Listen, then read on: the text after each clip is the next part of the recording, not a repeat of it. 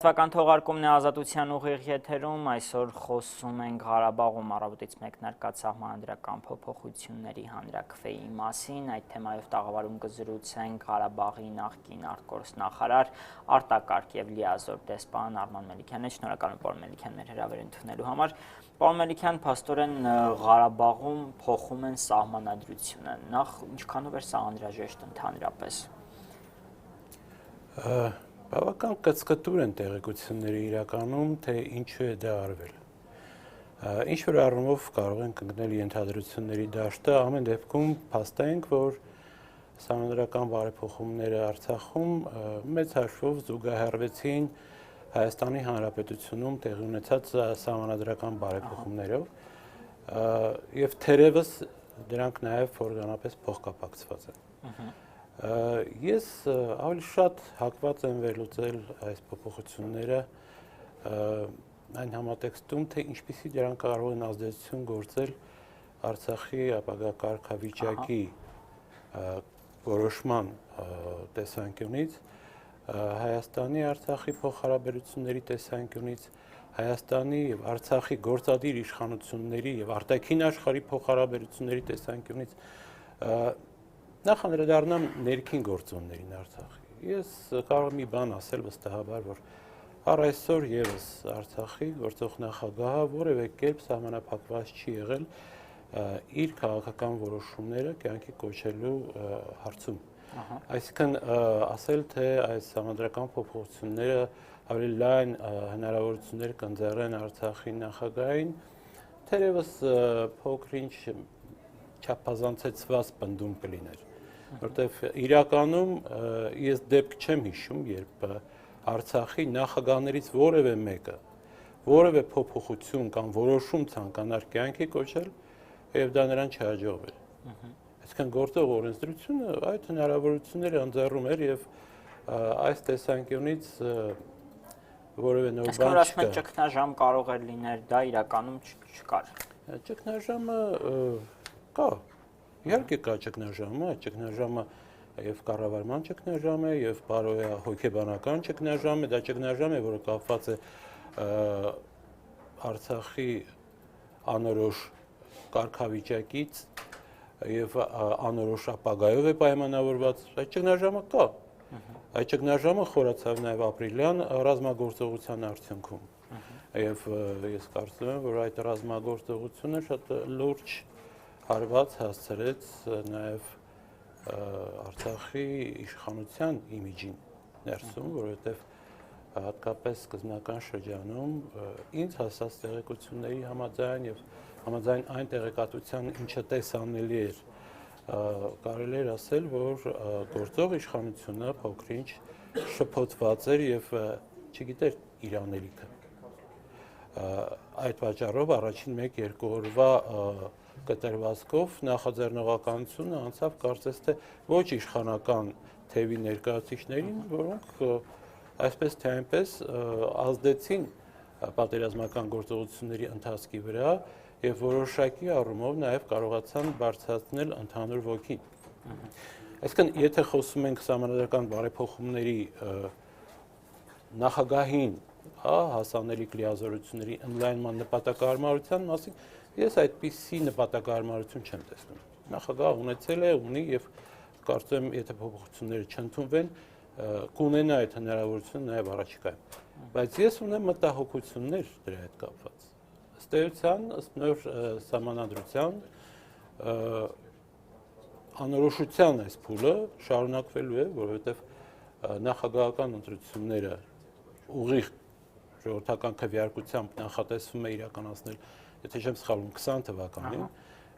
իսկ մինչ այդ ըստ էության նախատեսվում է նախագահի անուղղակի ընտրություն խորհրդարանի պատգամավորների ձայների մեծամասնության միջոցով, այսինքն շատ հստակ հնարավորություններ ունեցող նախկին սահմանադրությամբ նախագահին փոխարինելու է գալիս ժամանակավոր նախագահը, որի լիազորությունները ըստ էության բարձր չեն առայժմ։ Համենայնդեպս ես այդ հստակեցումները տեքստում չտեսա։ Պարոն Մելիքյան, հենց այդ մասին է, հա, հաջորդ հարցես, ոչի ճակատ, հա, թե կարելի այսպես ասել, ովքեր դեմ էին այս նախագծին, ասում էին, որ Բակո Սահակյանը որոշել է սահմանադրությունը փոխել եւ այս նախագիծը առաջարկում է, որպեսզի իր իշխանությունը երկարաձգի, հա, ի վերջո հնարավոր է, որ այդ անցումային փուլում նա լինի նախագահ, հետո նորից ընտրություններին մասնակցի, նա դառնա նախագահ, մինչեւ 2030 թիվի մաս։ Տեսեք, տեսականորեն ոչի ճակատի ներկայացուցիչները իրավաց են։ Այդ հնարավորությունը գործող նախագահային նոր սահմանադրությամբ տրվում է եւ մեծ հաշվով թերևս սա հիմնական հետևանքն է լինելու այս սահմանադրության ընդունման։ Ես նաեւ լսեցի պարոն Սահակյանի մեկնաբանությունը եւ որքան հասկացա նա մեղադրում է իր գաղափարական հակառակորդներին, ասելով, որ նրանք ոչ միայն իրավացի չեն, այլ նաև անազնիվ են։ Ես կարծում եմ նա փոքրինչ շտապել է նման հայտարարություն անել, կարծում եմ նա պետք է ավելի շրջահայաց լինի։ Նա հանգիստ կարող էր դա ասել այն բանից հետո, երբ նոր սահմանադրության այս նախագիծը ընդունվեր հանրաքվեով եւ անցումնային փուլում մեկ այլ անձնավորություն ընտրվեր նախագահի պաշտոնը։ Այսինքն, եթե նա է ընտրվելու, այսինքն գործնականում ապացուցել, որ այո, եթե նա է ընտրվելու, ապա այսօրվա այս բնդումը ավելի քան անտեղի է եւ ոչի կողմնակիցներին անազնիվ կոչելը ես կարծում եմ, որ բոլոր դեպքերում ընդունելի մոտեցում չէ։ Ես չեմ կարծում, որ նրանք անազնիվ մղումներից ելնելով են իրենց անհանգստությունները Այսինքն այդ մտահոգությունը կարող է իրական լինել, որ դա իհարկե կարող է իրականացվել, որտեղ վերջին հաշվով, այո, ոչ մի սահմանափակում չկա այն մասով, որ գործող այսօր նախագահը կարող է վերընտրվել խորհրդարանի կողմից այս անցումնային փուլում նախագահելու համար։ Ոչ մի սահմանափակում չկա, որ հաջորդ ընտրություններին նախագահական արդեն ըստ նոր սահմանադրության անցումնային նախագահը իրավունք չունի վերստին իր ուրեմն տեխնացիոնը դնել քվեարկության չկան այդպիսիք։ Բայց սա, ասեմ այսպես, սա վարչական, ներիշխանական դասավորությունների խնդիր է։ Կան շատ ավելի կարևոր հարցեր։ Եվ այդ հարցերից մեկն այն է, որ ըստ էության տարիներ շարունակ Արցախում համաժողովրդական քվեարկություններ են իրականացվում, բայց ոչ համաքաղաքացիական։ Ինչ նկատի ունեմ։ Արցախում չկա մեկը, ով ունենա Արցախի հանրապետության ազգային անձնագիր, որը հավաստի կոնկրետ մարդու քաղաքացիությունը, որ նա Արցախի քաղաքացի է։ Ըստ էության երկիր է առանց քաղաքացիների։ Եվ սա մեծագույն բացն է, որը ոչ մի կերպ չցանկացան լրացնել տարիներ շարունակ։ Բաց է մնում սահմանների խնդիրը։ Տարածքի հետ կապված սահմանադրությունը նշում է, որ Արցախի իշխանությունները իրենց լիազորություններն են իրականացնում իրենց ենթակա բոլոր տարածքներում, մինչ այն պահը, երբ վերահաստատվի Արցախի տարածքային ամբողջականությունը եւ լուծվեն սահմանային խնդիրները։ Սա իր հերթին նշանակում է, որ եթե ինչ-որ տարածքների հանդեպ ինչ-ինչ պատճառներով այս ընթացքում Արցախի իշխանությունները իրենց վերահսկողությունը կորցնեն, այլևս դրանք անդառնալի կորցված տարածքներ են։ Իսկ գործող սահմանադրությամբ տարածքների մասով ինչպես է։ Մոտավորապես նույնն է։ Նույնն է։ Բայց այդ դեպքում մենք ունենք այս հարցում քայլ առաջ ունենանք, դա էլ չունենք։ Այսինքն քաղաքացիներ չունենք, տարածքի հետ կապված չէ ըստ էության։ Տարածքի մասով ամրագրումը չկա, նախագահի առաջիկա 3 տարիների պաշտոնավարման հետ կապված որևէ հստակություն չկա եւ ըստ էության միակ բանը, որ կարծես թե փոխվում է, դա այն է, որ այսօր փոխվել է Արցախի նախագահի պաշտոնական կայքեջում, Արցախ անվանումը բերվել է առաջ, Լեռնային Ղարաբաղ անվանումը տարվել է ետ։ Իսկ նախկինում երկու անվանումներն էլ օրինական ուժ ունեն, ուղղակի սկզբից առաջինը գրված էր Լեռնային Ղարաբաղի Հանրապետություն, հետո Արցախ։ Հիմա տեղափոխվեց։ Այսքանը, այսինքն մեծ հաշվով բոլոր հիմքերը կան պնդելու, որ այս փոփոխությունները վարչական, վարչարարական գործադիրի ազդեցությունը մեկ անձի ձեռքում կենտրոնացնելու լրացուցիչ ջանքեր են, որոնք ես այս պահին կարծում եմ, որ հաջողությամբ կպսակվեն եւ դա մեր քաղաքական պրակտիկայի ցավալի դրսևորումներից մեկն է։ Հապճեպ ընդունված որոշում, համարյա քննարկման բացակայություն, ժողովրդի օտարում այս շատ դժվար փուլում ժողովրդի օտարումը երկրի ղեկավարին ընտրելու հարցում, որտեղ ժողովուրդը այս ընտրությանը չի մասնակցելու, եւ այս ամենը մենք կամ ոմանք փորձում ենք կոչել քայլ առաջ եւ զարգացում։ Ես այդ կարծիքին չեմ եւ ցավում եմ, բայց գտնում եմ, որ եթե այս հանրակրվեն հաստատի համանդրական փոփոխությունները, առաջիկայում մենք մեծ բարդություններ կարող ենք ունենալ հենց կառավարման ոլորտում։ Ի վերջո, որքան հասկացա, համանդրությունում նաև առազգական խորհրդարան է ամրագրված, կարծեմ 27-ից 33 խորհրդարանի անդամ կարող է լինել ըստ նոր համանդրության, թերևս կա արդեն նաև ընտրական օրենսգիրքը, որում դա նույնպես նշված է, բայց ես կնախընտրեի, որ հենց խորհրդարանի կազմը կայուն լիներ, նախագահները կարող են 3-ը լինել, կոնսենսուսով կամ մեծամասնությամբ հարցեր ընդունող։ Պարոն Մելիքյան, բայց ձեր կարծիքով, հիմա մոտիվացիան, որ ներսահմանադրությունը փոխելու ի վերջո Ղարաբաղում, տարբեր բաներ են իհարկե ասում, ձեր կարծիքով ո՞րն է։ Ես եւ Հայաստանում եւ Արցախում համանդրական փոփոխությունները ասացի արդեն դիտարկում եմ բացառապես կարգավորման համատեքստում եւ տեսնում եմ հետեւյալը։ Հայաստանում իշխանության համար պատասխանատվությունը լղոզվում է, Արցախում գերկենտրոնացվում է մեկ անձի ձեռքում։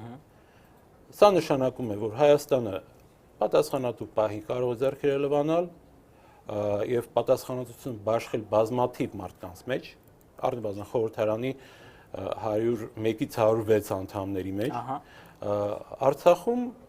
վերջնական ստորագրության դնելու իրավունքը կլինի նախագահինը։ Հակամարտության բանակցությունում կողմել է դառնում։ Այդ դրան են գնում։ Չի դառնում, որտեղ բանակցություններին նա չի մասնակցում։ Չէ, որ դառնա, նպաստում է։ Ոչ էլ դրան է նպաստում։ Նպաստում է մի բանի, որ եթե կապիտուլյացիայի մասին որևէ թուղթ լինի անհրաժեշտ ստորագրել,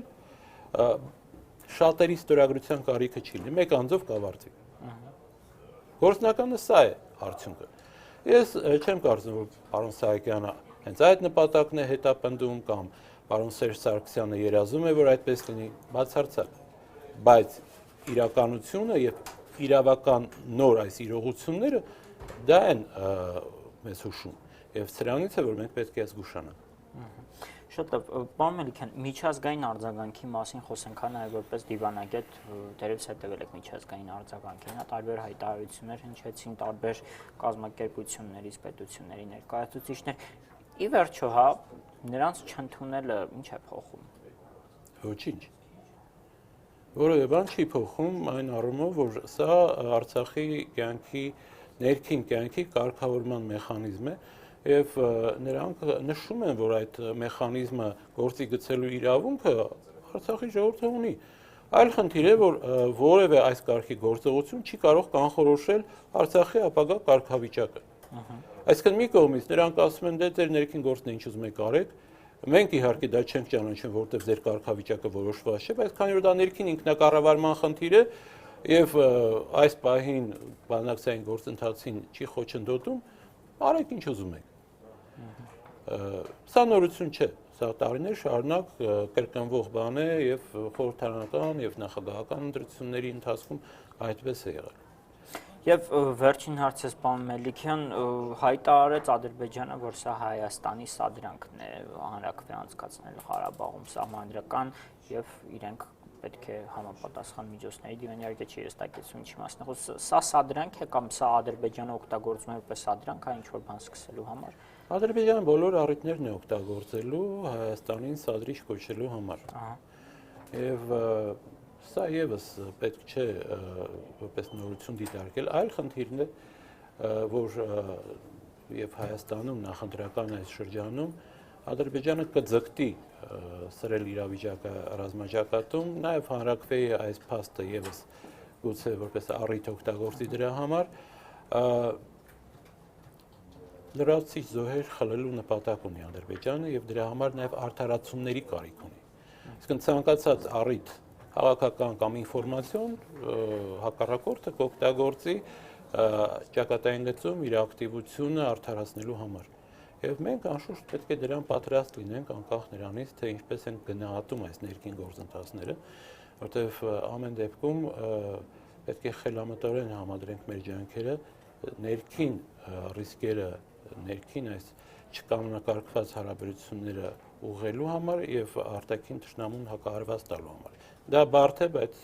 մենք պետք է դրան ձգտենք։ Շնորհակալ եմ հարցազրույցի համար, պարոն Մելիքյան, տաղավարում հյուրընկալել ենք Ղարաբաղի նախկին արտգործնախարար արտակարգ եւ լիազոր դեսպան Արման Մելիքյանին, իսկ այժմ մեկ այլ թեմայի անդրադառնանք։ Երևանում այս պահին բողոքի ցույց է մեկնարկել ի պաշտպանություն հաց բերող Արթուր Սարգսյանի, այս պահին ուղիղ միացմամբ տեղափոխվենք, դիտենք հարցազրույցը, իսկ Ղարաբաղի սահմանադրական փոփոխությունների թեմային արդեն կվերադառնանք մեր երեկոյան եթերի ընթացքում։